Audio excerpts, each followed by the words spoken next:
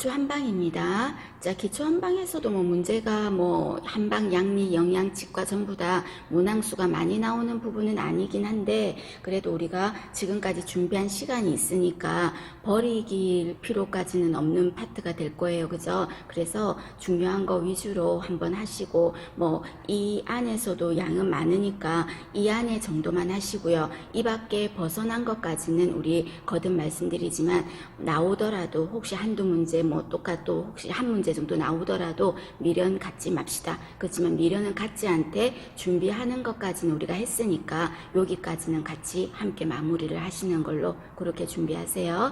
자, 먼저 기초 한방에서 한방간호의 특징입니다. 한방간호의 특징 중요하고 모의고사 같은 데서도 많이 묻는 문제죠. 자, 그러면 첫 번째 요거는 말 전체 한방간호의 특징은 말을 다 그럴듯해 보여. 정확하게 모르면. 그래서 여기에서는 말의 앞뒤가 정확하게 아셔야 되는 파트가 될 거예요. 그래서 인간을 어떻게 봤다? 인간을 큰 우주, 대자연이 큰 우주라고 친다면 인간은 큰 대자연에서 뻗어나온 하나의 조그만 우주다. 그래서 그 큰 대자연에서 하나씩 새끼치고 나온 파생된 소우주로 간주했다. 요 말 조심하시고, 그 다음에 인체에서 그럼 우리는 여러 가지 생리적인 거 또는 병적인 현상이 나타나잖아요. 그럼 인체에서 나타나는 이런 생리적 병변 현상은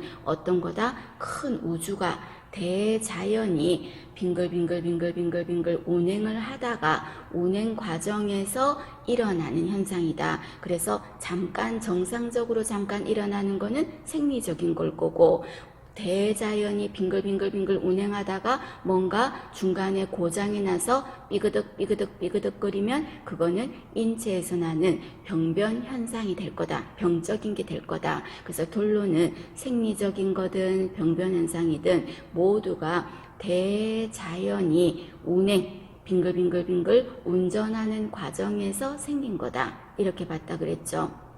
그리고 인체에서 나타나는 여러 가지 병적인 현상은 예를 들어서 내가 위가 안 좋아요, 간이 안 좋아요, 폐가 안 좋아요, 심장이 안 좋아요. 이런 거는 위 하나만 보는 게 아니라 한방에서는 서로 어떻게 봤습니다? 연관되어 있다고 봤죠. 그래서 간 따로 위 따로 이렇게 보는 게 아니라 서로 연관되어 있다. 그리고 또 그 말을 다르게 말하면요, 서로 기능이 엮여 있다. 이 말을요, 유기체라고 합니다. 유기체라는 건 엮여 있다는 거예요. 엮여 있다. 그리고 통일체다. 이것도 따로따로가 아니라 모두 인간의 모든 인체의 모든 거는 몸뚱아리는 하나로 통일이 되어 있다. 이 말이에요. 그리고 그 말은 또 다르게 말하면 종합적이다. 이렇게 말할 수도 있겠죠. 그래서 키워드는 어떤 게 들어간다?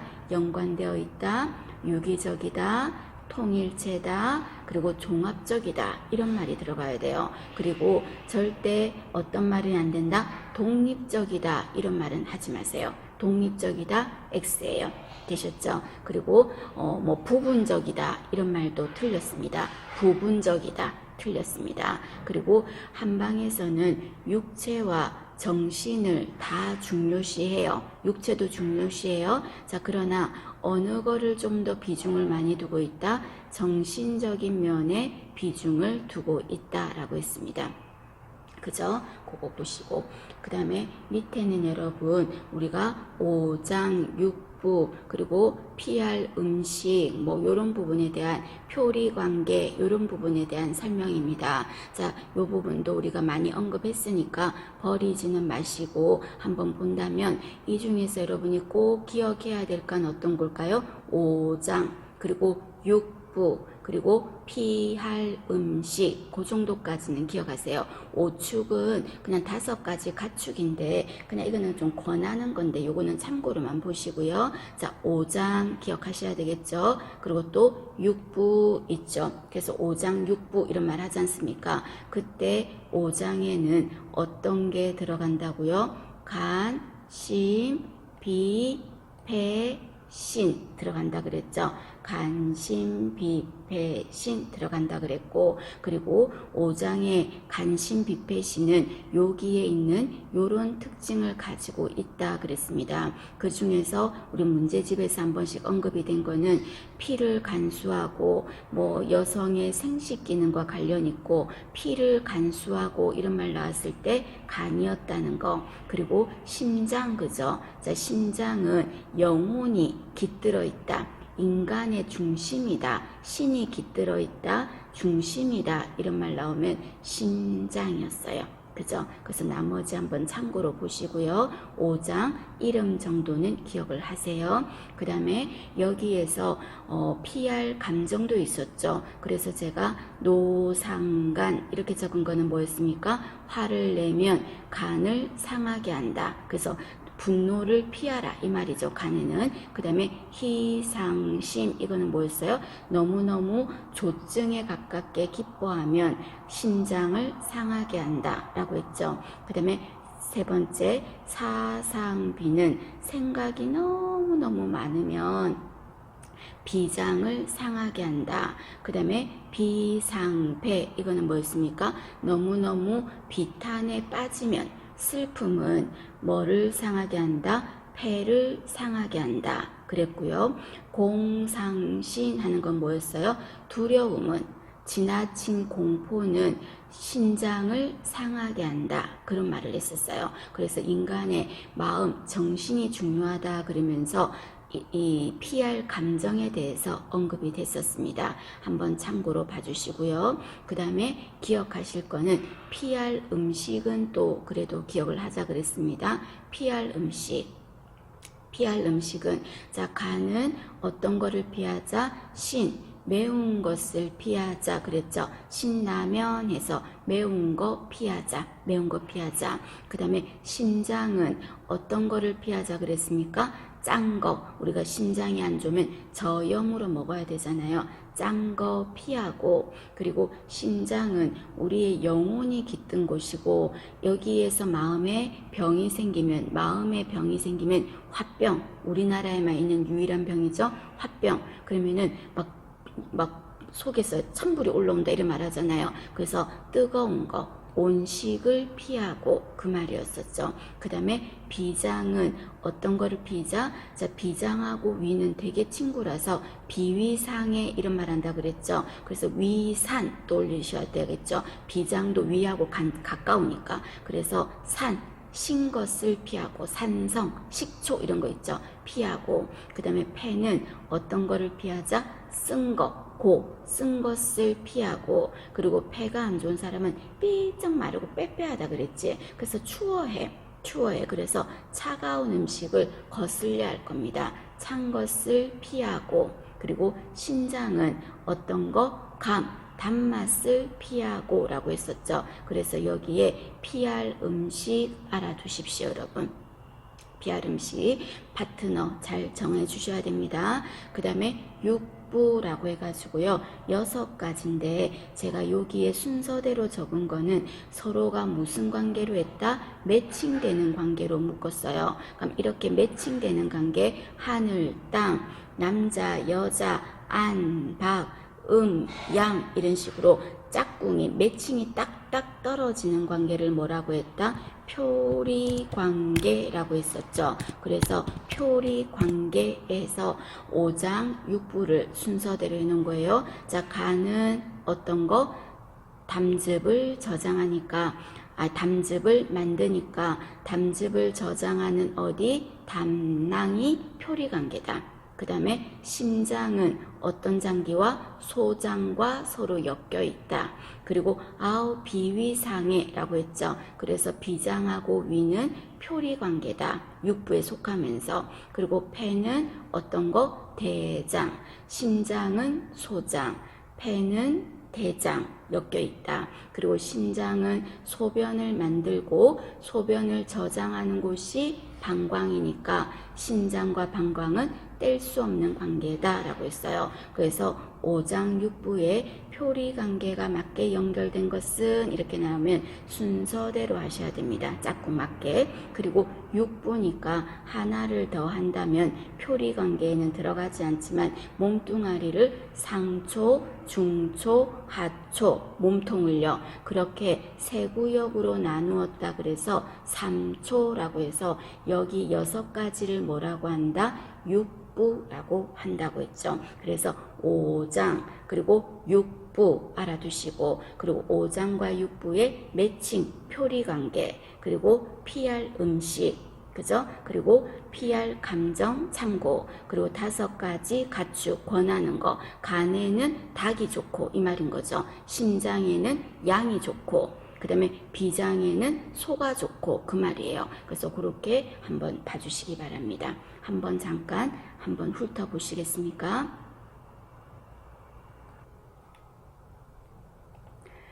자, 이번에는 제형입니다, 여러분. 제형은 이제 약의 형태를 만드는 형태를 말하는 거죠. 자, 먼저 첫 번째, 꼭 헷갈리지 말고 기억을 하고 계십시오. 어떤 게 있습니까? 급성질환은 어떤 게 좋다? 적으셔야 되겠죠? 당제가 좋다는 거. 급성질환에는 당이 좋다. 당이라는 건 어떤 겁니까? 여긴 안 적었지만 약물에다가 물을 붓고 끓이는 거죠. 물을 붓고 끓여가지고 삼출, 쥐어 짜서 액을 뽑아내는 거죠. 그게 바로 당제가 되겠죠. 물을 넣고 끓여서 뭐 삼출한다 이런 말 나오면 당제가 되겠죠. 그럼 이 당제 같은 경우는 횟수를 하루에 당 같은 거는 얼마 정도 먹습니까 하면은 한 번 먹거나 또는 3번 정도까지 복용할 수 있고요. 그리고 위장에 만약에 자극을 준다면 이건 양방의 약도 마찬가지 아닌가요? 식사 직후가 좋겠고요. 그리고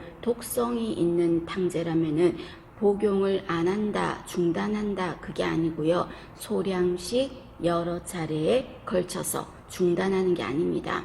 그리고 부작용이 나타나면은 어떡할까요? 중단한다 그게 아니고 횟수를 줄이거나, 화살표 밑으로 있는 건 줄인다는 뜻이죠. 횟수를 줄이거나 아니면 복용량을 줄이거나 되셨습니까? 그리고 당을 여러분 시원하게 먹는 분은 없죠. 한약 같은 거 그죠? 따뜻하게 복용을 해주고, 그 다음에 두 번째는요, 채로 쳐서 약을 이렇게 빻다, 가루로 빻다는 거죠. 가루로 만들었어. 그거를요, 또 보들보들하게 더 알맹이 조그만 찌끄러기처럼 알갱이가 있을 수 있으니까 그거를 또 채로 쳐서 고르게 만들어서 완전히 분말로 만든 거죠. 그런 형태의 가루약을 뭐라고 합니까? 적으셔야 되겠죠? 산제라고 하겠죠. 산제. 제가 요 앞에 말은 뺐습니다, 여러분. 마른 약재를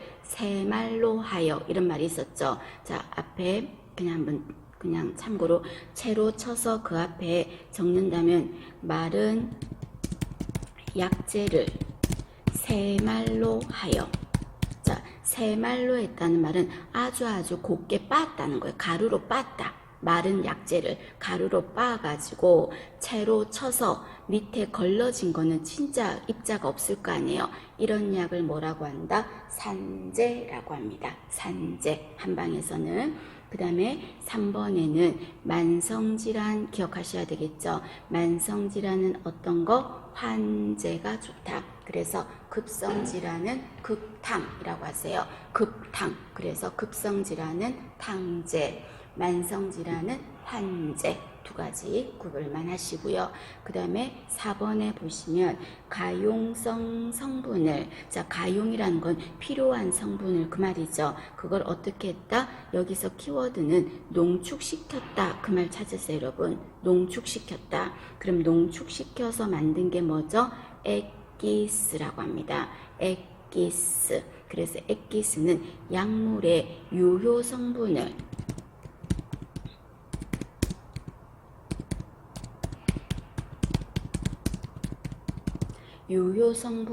농축시켰다. 이 말이나 가용성 성분이나 같은 말이에요.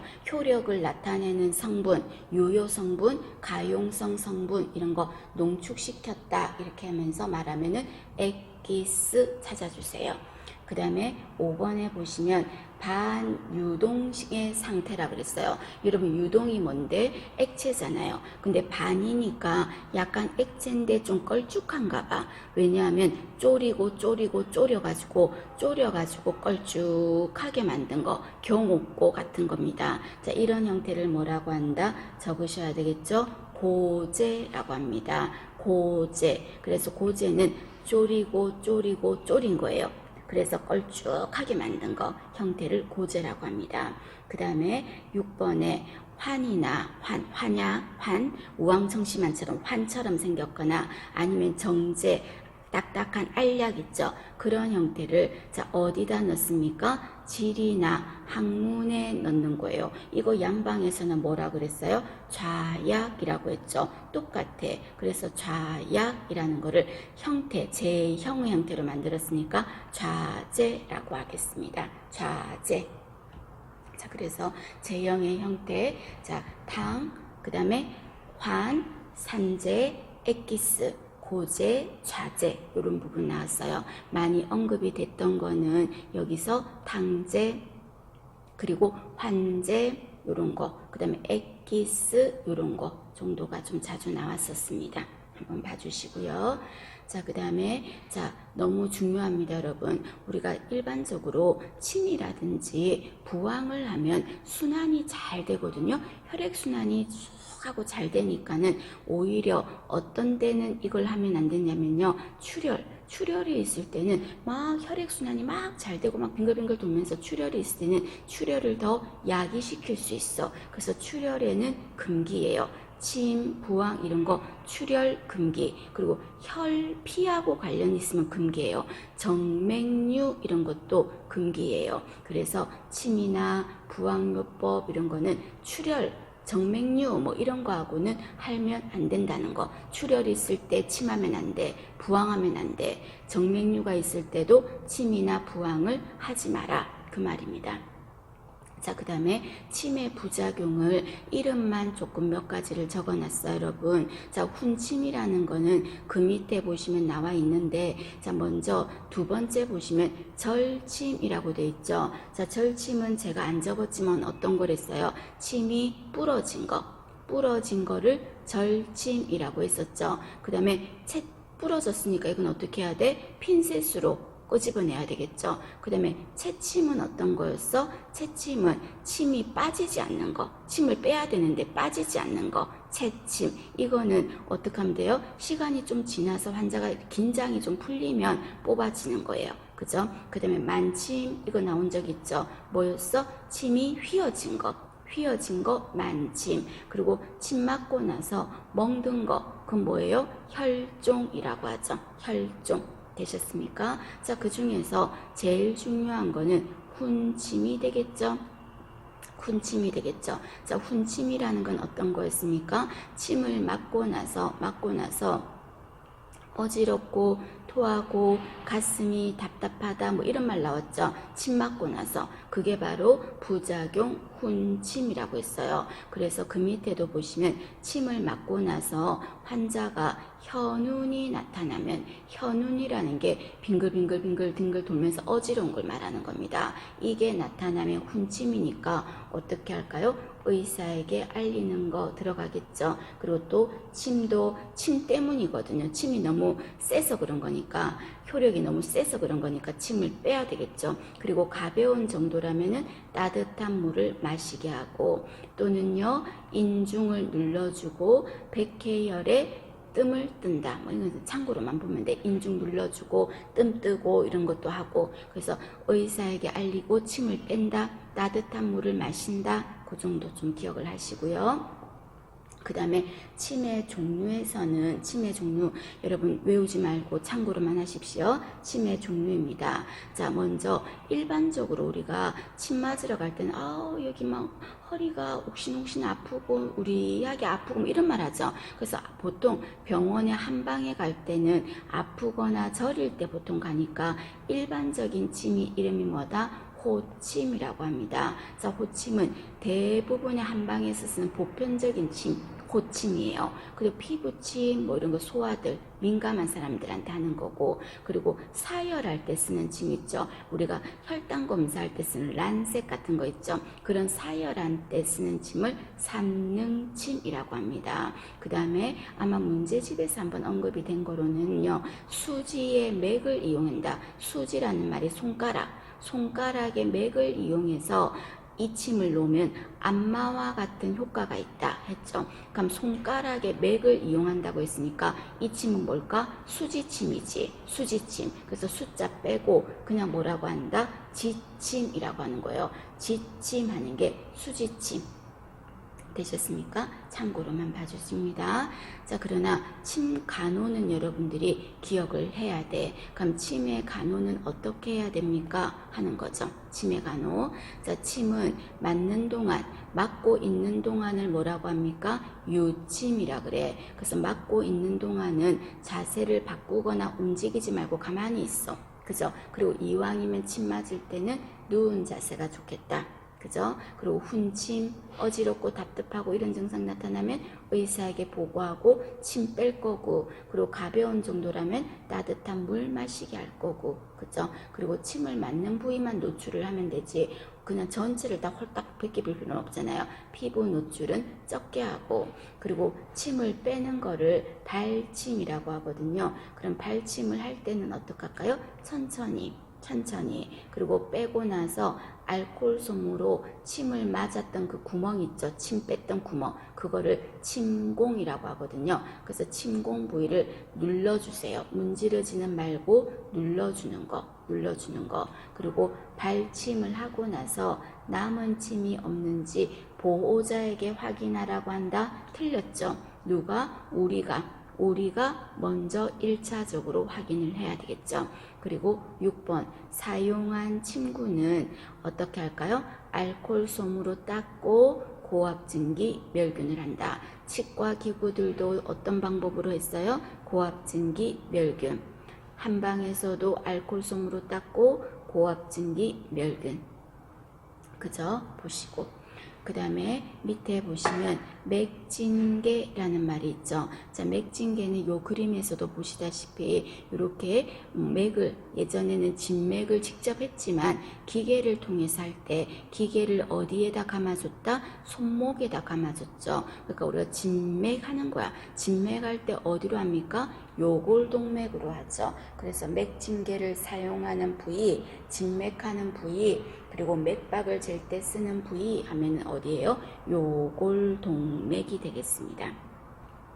그 다음에 밑에 보시면 한방에서 하는 여러 가지 치료 요법에 대해서 쭉 설명이 되어 있습니다. 먼저 수욕요법이라는 게 있죠. 자, 수욕요법은 물수자예요. 그래서 다른 말로 수치료법이라고 하겠습니다. 수치료법. 자, 이거는 어떤 거랑 구별한다? 수기요법이라고 되어 있다. 그래서 이거를 물치료라고 하시면 안 돼요. 수기요법은 추나요법이에요. 안마, 지압 이런 거고요. 수욕요법 또는 수치료법, 이거는요 물로 냉탕 온탕 왔다 갔다 하는 거, 그걸 말하는 거예요. 그럼 이때 냉탕 온탕을 번갈아 가면서 왔다 갔다 하는 거니까 냉탕의 온도는 어느 정도다? 16도. 그래도 숫자 단답형으로는 여러분 알아두세요.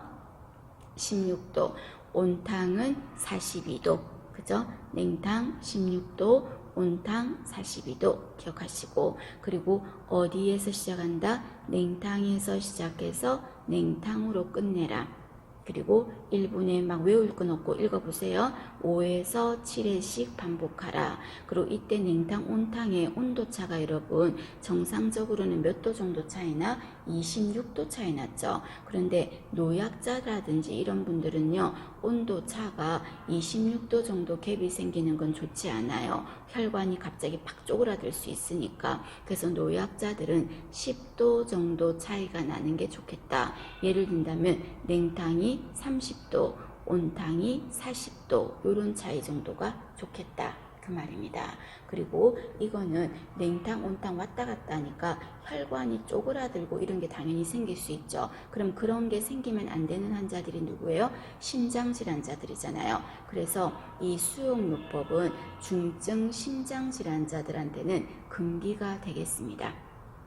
금기가 되겠습니다. 자, 그리고 이때 수용요법을 할 때는요, 어디까지 담글 거냐면요, 가슴까지. 그래서 온몸을 전체를 다 담그는 건 아니고요, 가슴 정도까지, 가슴까지 몸을 담그겠습니다. 가슴까지 담그고, 그 다음에 찬물을 적실 때는 심장 쪽부터, 가슴부터 찬물을 바로 탁 들이대지 말고 심장에서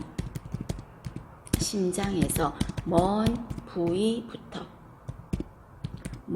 부위부터 찬물로 적시기.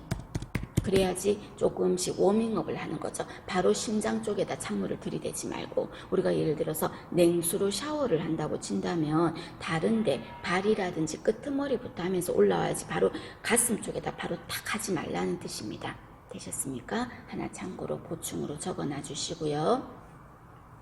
자, 그 다음에 이 수용요법은 만약에 문제에서 물을 때 다음 중 수용요법의 효과인 것은 이렇게 물어볼 수도 있고, 다음 중 이러이러한 효과를 가진 거는 한방에서 어떤 치료냐, 어떤 요법이냐 이렇게 물어볼 수도 있겠죠. 그럼 이때 효과는 냉탕을 가면 어떻게 돼요?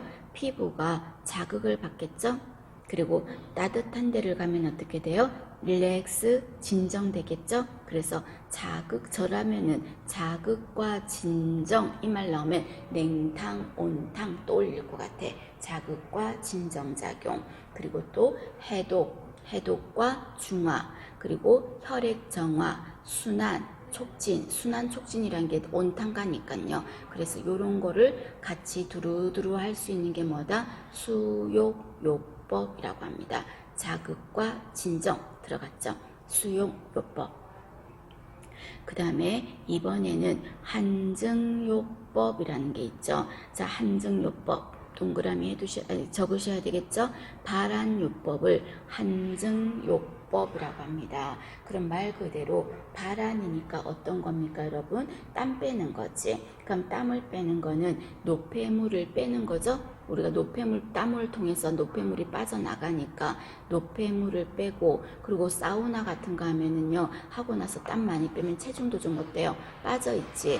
체중도 조절되는 거죠. 저라면은 노폐물 제거 그 말에서 한증 키워드 잡을 것 같아요. 그럼 이거는 동양이나 서양이나 땀 빼는 거 있죠. 그리고 옛날에도 있었고 지금도 있죠. 그래서 동서고금 공통 치료 원리다. 동양, 서양, 옛날, 지금 모두가 공통적인 치료 원리다 하는 게 한증요법이라고 합니다. 되셨습니까?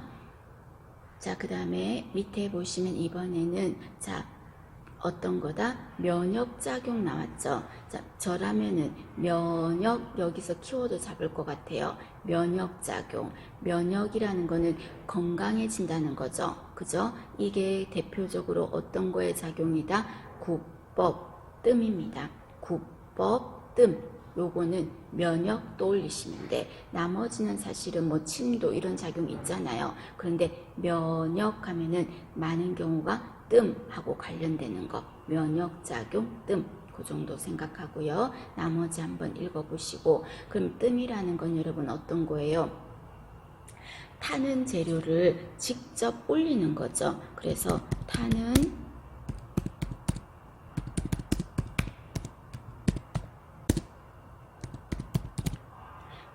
재료를 직접 사용해서 얹어가지고 하는 게 뜸이잖아요. 그럼 이 뜸 같은 경우는 타는 재료를 직접 신체 부위에 올렸으니까 뭐를 입을 수 있어? 화상이지. 그래서 화상 조심 이런 말 나오면 한방에서 어떤 거요? 뜸인 거죠. 그래서 화상을 주의해야 된다. 화상을 주어야 된다. 그러면 주로 이 뜸은 어떤 사람들한테 하면 안 되고 어떤 부위는 안 좋습니까? 얼굴에 하면 안 되겠죠. 화상 같은 거 입을 수 있으니까. 그리고 또 이해되지 않나? 열날 때 이거 직접적으로 타는 재를 얹으니까 여러분 열날 때 하면 안 되겠죠. 또 술에 취해서 해롱해롱 하는데 여러분 타는 재를 얹으면 안 되겠죠. 그리고 또 어느 부위에 안 하냐면요. 임산부, 복부. 임산부, 복부는 침도 안 해요, 여러분. 그래서 임산부, 복부, 태아가 있으니까 위험하죠. 그 다음에 임산부의 허리 또는 엉덩이 쪽, 요런 쪽 임산부의 요, 천부, 허리, 엉덩이 이런 쪽에도 하지 않는다는 거. 요런 거가 이제 뜸하고 관련되는 말입니다. 되셨습니까? 봐주실 것. 그리고 이렇게 뜸을 뜨는 사람을 여러분 뭐라고 그래요?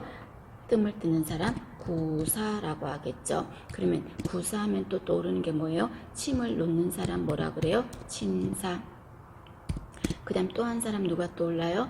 뼈를 맞추는 사람 떠오르죠. 뼈를 맞추는 사람 뭐라 그래요? 접골사라고 하죠. 자, 이 세 사람은 의료인은 아닌데 의료 비스무리한 일을 한다 그래서 의료유사업자라고 했었죠. 의료유사업자, 접골사, 침사, 구사.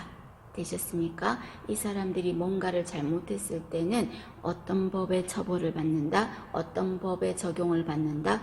의료법의 적용을 받는다. 자, 그 다음에 추나입니다, 여러분. 자, 추나는 다른 말로 아까 뭐라고 했었냐면요. 손으로 한다. 손의 기술을 이용한다. 그래서 수기요법이라고 했어요. 수기요법. 그래서 수기요법 하면은 추나예요. 추나. 그래서 추나는 손으로 안마, 지압 이런 거 해주는 거를 추나작용이라고 하겠습니다. 되셨습니까? 자, 그러면 추나는 안마 지압이니까 요것도 효과를 물어보면서 많이 하죠. 그러면 효과가 어떻다? 추나 안마는요. 음량을 조절해 준다. 그래서 우리가 관광 같은 거 가거나 했을 때 마사지 같은 거 받을 때 동남아 갔을 때요. 여자 관광객은 누가 해주대요? 보통 남자가 해줘요.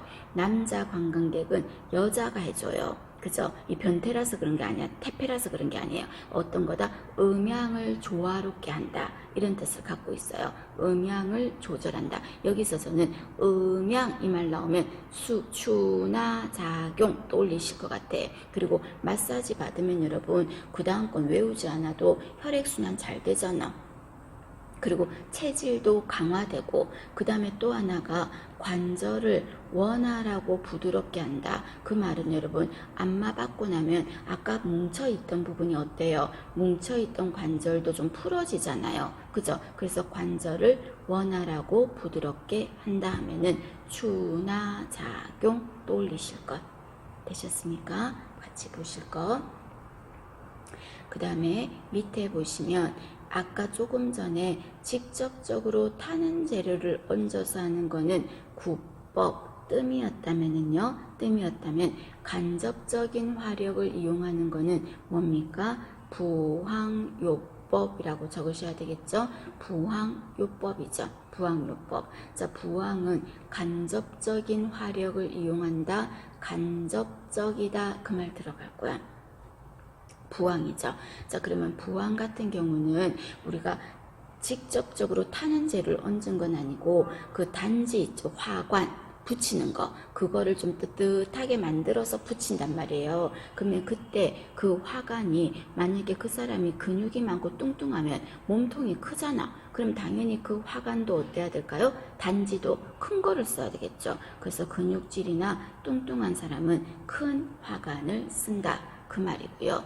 그 다음에 부황은요 굉장히 피곤하다 그랬죠. 그래서 매일 부황 치료를 한다. 그거는 X예요. 얼마마다 2, 3일의 휴식기를 가진다. 피곤하기 때문에. 그 다음에 부황 치료를 하는 동안은 자연식을 먹는 게 좋고요. 그래서 육류 이런 거 안 좋아요. 그리고 산성식품 이런 것도 안 좋대요. 그리고 부황은 아까도 말했다시피 여러분 침이나 부황은 출혈, 정맥류 이런 거 있을 때 하지 마라 라고 했죠. 같이 봐주십니다. 자, 그 다음에 밑에 보시면 명현이라는 말 있죠. 자, 명현이라는 거는 말 뜻을 좀 정의만 좀 기억을 해주세요, 여러분. 이건 어떤 거예요? 뭔가 효과가 의외로 안 나타나는 거지. 오히려 더 악화된다든지 이런 식으로. 그래서 치료적 반응이 의도한 현상이 아닌 의외의 증상, 약간 양방으로 친다면 부작용 비슷한 거. 그래서 뭔가 효과가 나타나야 되는데 오히려 더 하나도 효과가 없고 악화되는 것처럼 그런 거를 명현이라고 하죠. 명현이라고 하죠. 또 이거 비슷한 느낌이 개념이 어떤 게 있었습니까? 복원에서 부활현상 기억납니까? 부활현상이 어떤 거였어요? 우리가 마시는 물에 염소로 소독했어. 세균 죽이려고. 그런데 세균 죽이려고 소독했는데 오히려 일정 시간 세균이 더 많이 확 늘어버렸어. 그죠? 그런 거 비슷하게 내가 이거를 했을 때는 그런 효과가 있어야 되는데 의외로 더 악화된다든지 그런 효과가 안 보이는 거, 그런 현상은 일시적인 현상입니다. 이런 현상을 명현현상이라고 하죠. 한방에서 많이 있죠. 명현현상은. 그래서 효과가 좋아야 되는데 초반에는 더 악화되고 더 뒤집어지고 막 더 문제가 되고, 이게 바로 명현현상입니다. 봐주실 것. 자, 그 다음에 밑에 보시면 양생이라는 거 적어 두셔야 되겠죠. 양생. 자, 양생이라는 거는 어떤 겁니까? 오늘날의 건강 증진하고 비슷해요. 건강 증진. 그래서 건강 증진은 어떤 거예요? 안 아플 때 업시키는 거를 건강 증진이라고 하잖아요. 그래서 나는 자연인이다 이런 것도 올리세요. 나는 자연인이다. 그래서 보면은 저도 요즘에 뭐 유튜브 보면 뭐 그 섬에 가고 싶다, 뭐 어디 산골에서 막 9개 고개를 넘어서 막 사는 모습들 있죠. 대리만족. 그런 거 보면 힐링이 되고 그러더라, 여러분. 그런 것처럼 그런 사람들의 삶이 부럽죠. 뭐 직접 우리 살지는 못하지만 또 거기에 사는 사람들은 건강해야 될 것 같아. 그러다 보니까 또 더 건강해지나 봐요. 그래서 이런 곳에서는 양생이라는 거는 잘 살자 이 말이에요. 어떻게 병이 생기지 않도록 평소에 건강에 신경을 쓰자. 그럼 어떻게 신경을 쓸까요? 자연에 순응하자. 그 말은 더우면 더운 대로, 추우면 추운 대로 순응하고, 그리고 그런 사람들이, 여러분, 나는 자연인이다 나온 사람들이 막 늦게 일어나고 해 뜨고 나서 중천에 뜨고 일어나고 그런 거 없죠. 규칙적인 생활하죠. 그리고 스트레스 없지 않나 그 사람들요? 그죠? 그리고 소식하죠. 그리고 계속 움직이죠. 부지런하게 손과 발을 열심히 움직이도록 하는 거. 이렇게 좋은 생활 습관을 가지도록 하자 하는 게 뭐다고요? 양생이라고 하겠습니다. 자, 한방 치료 방법입니다. 한방 치료 방법. 자, 요것도 여러분 용어 위주로만 간단하게 한번 봐주세요. 요런 식으로도 문제들이 잘 나오니까 한번 봐주시기 바랍니다. 자, 한방 치료 방법에서 첫 번째 우리가 보법이라는 게 있죠. 자, 여러분 적어 두셔야 됩니다. 보법. 자, 보법이라는 거는 허약한 것을 보익한다 이 말은 보충해서 이롭게 한다 그 말이에요. 그래서 뭔가 허약한 데를 내가 메꿔주는 거죠. 그래서 좀 좋게 만들어주는 거, 그거를 보법이라고 하겠습니다. 일종의 하나만 떠올린다면 뭘 떠올리면 돼요? 보약 떠올리면 되죠. 보약이라는 거는 내가 약한 부분을 더 좋게 도와주는 거잖아요. 그래서 보약 같은 걸로 치료하는 방법을 뭐라고 한다? 법이라고 합니다. 하나 용어 알아두시고, 그 다음에 밑에 화법이라는 거는 요거는 그냥 한번 참고로만 봐주시게 되겠습니다. 그래서 열이 조절이 막 땀나고 이런 열이 조절이 되지 않을 때 화법. 그 다음에 한법이라는 거는 여러분 이거는 어떤 거다? 땀을 내서 치료하는 거는 한법이라고 했었죠.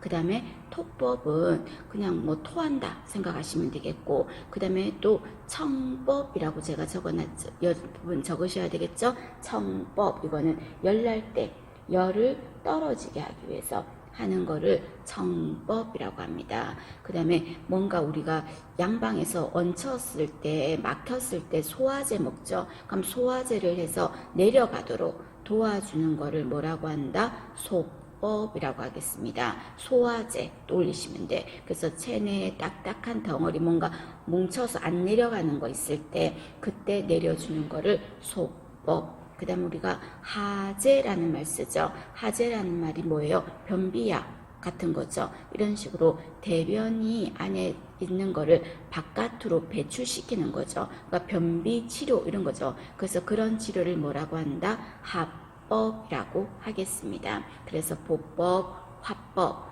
한법, 청법, 소법, 합법 뭐 이런 게 있다는 거 한번 참고로만 좀 봐주십시오. 그 다음에 밑에 보시면 한방진단법이라고 돼 있죠. 자, 한방진단법 예전에 시험에 망진 나왔습니다. 망진. 자, 망진이라는 거는 우리가 뭐 전망대 이런 말 쓰잖아요. 전망대. 그럼 전망대 할 때 망자가 뭐예요? 바라본다. 그죠? 내 눈으로 보는 걸 말하죠. 일종의 시진이지. 양방으로 쳤을 때 검진하는 방법에서 시진인 거죠. 그래서 환자 상태를 살펴보는 거. 그래서 안색을 살피고 이런 거 눈으로 보는 거죠. 그걸 뭐라고 한다? 망진이라고 하겠습니다. 적어두시고 그 다음에 우리가 만져보는 거 있죠. 만져보는 거. 그럼 한방에서 만져본다면 뭐가 있어요? 맥진 또는 거꾸로 진맥이라고 하면 되겠죠. 그럼 진맥 같은 거는 요골동맥 있는 부분 손목을 만지는 거잖아요. 이렇게 만져서 진찰하는 걸 뭐라고 한다? 절진이라고 합니다. 만져서 진찰하는 거 절진이라고 합니다. 만져서 일종의 양방으로 친다면 촉진 같은 거겠죠. 촉진처럼 하는 거가 절진 알아두시고 그 다음에 밑에는 여러분 문진이 두 개인데 안에 글씨가 한자가 다른 거예요. 그래서 세 번째 있는 문진은 어떤 거예요? 듣는 거. 그래서 이거는 청진인 거죠. 문진은. 그 다음에 네 번째 문진은 우리가 일반적으로 문진표 만든다 이래 말하죠. 그러니까 문진표란 건 질문하는 거지. 물어서 하는 것도 문진. 듣는 거 들을 문자도 이것도 들을 문진 똑같은 거예요. 그런데 문진은 그러니까 두 개 다 듣는 것도 있고 또 어떤 것도 있다? 물어보는 것도 있다. 그래서 저는 문진보다는 망진, 절진 이런 게 또 좀 하지 않을까 싶은데 한번 알아는 놔두시면 좋을 것 같아요. 이런 부분까지 한번 봐주십시오. 되셨습니까?